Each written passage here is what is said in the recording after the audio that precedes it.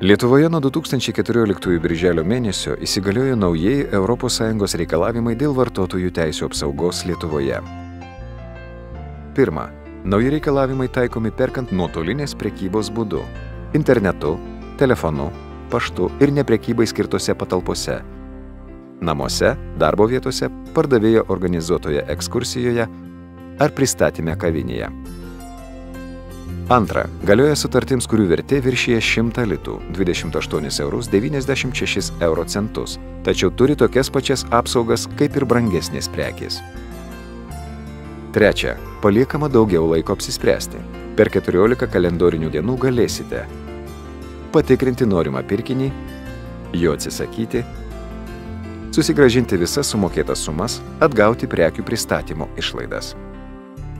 Ketvirta, daugiau informacijos vartotojui. Pardavėjas privalo suteikti informaciją apie prekę, pardavėją, kainą, sutartį, o taip pat apie vartotojo skundo nagrinėjimo tvarką bei pavyzdinę sutarties atsisakymo formą. Penkta, jokių papildomų priemokų už kredito korteles ir padidintų tarifų telefono linijų. Prekybininkas negali iš vartotojo reikalauti didesnio mokesčio nei jo patiriami kaštai. Prekiautojai, kurie naudoja atskiras aptarnavimo telefonų linijas, negali taikyti padidintų tarifų už konsultacijas vartotojams.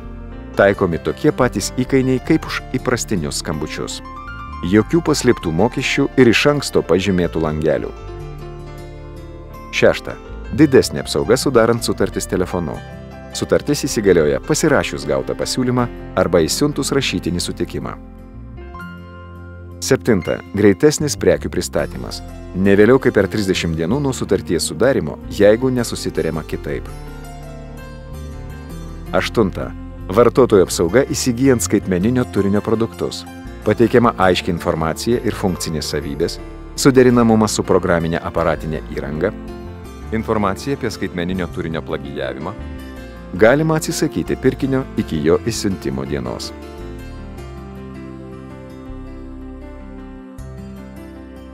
Daugiau naujienų vartotojams – www.vartotojunnaujienos.lt, www.vartotojųteisės.lt, www.top-10.lt.